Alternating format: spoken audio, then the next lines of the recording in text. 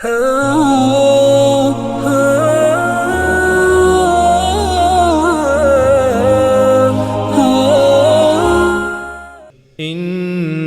في خلق السماوات والأرض واختلاف الليل والنهار لآيات لأولي الألباب الذين يذكرون الله قياما وقعودا وعلى جنوبهم ويتفكرون في خلق السماوات والأرض ربنا ما خلقت هذا باطلا سبحانك فقنا عذاب النار ربنا إنك من تدخل النار فقد أخزيته وما للظالمين من أنصار ربنا إننا سمعنا مناديا ينادي للإيمان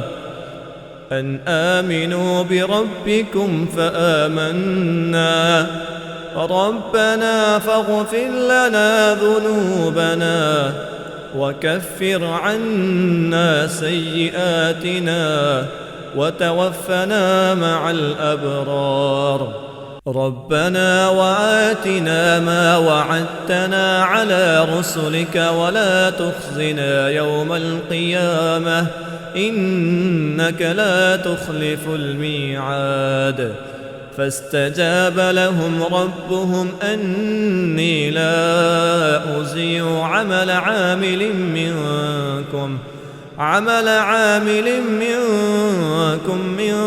ذكر أو أنثى بعضكم من بعض فالذين هاجروا وأخرجوا من ديارهم وأوذوا في سبيلي وقاتلوا وقتلوا لأكفرن عنهم سيئاتهم ولأدخلنهم جنات تجري من تحتها الأنهار ثوابا من عند الله والله عنده حسن الثواب لا يغرنك تقلب الذين كفروا في البلاد متاع قليل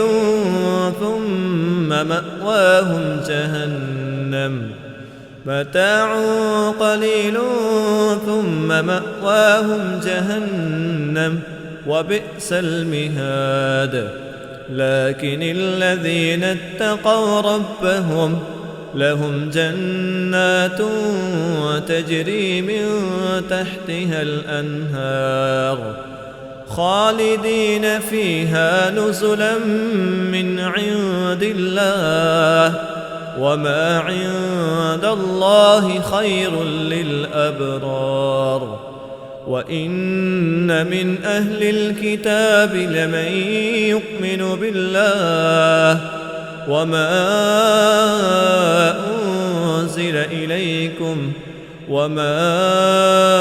أنزل إليهم خاشعين لله لا يشترون بآيات الله ثمنا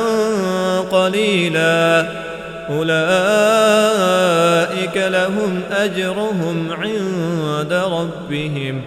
إن الله سريع الحساب يا أيها الذين آمنوا اصبروا وصابروا ورابطوا واتقوا الله لعلكم تفلحون.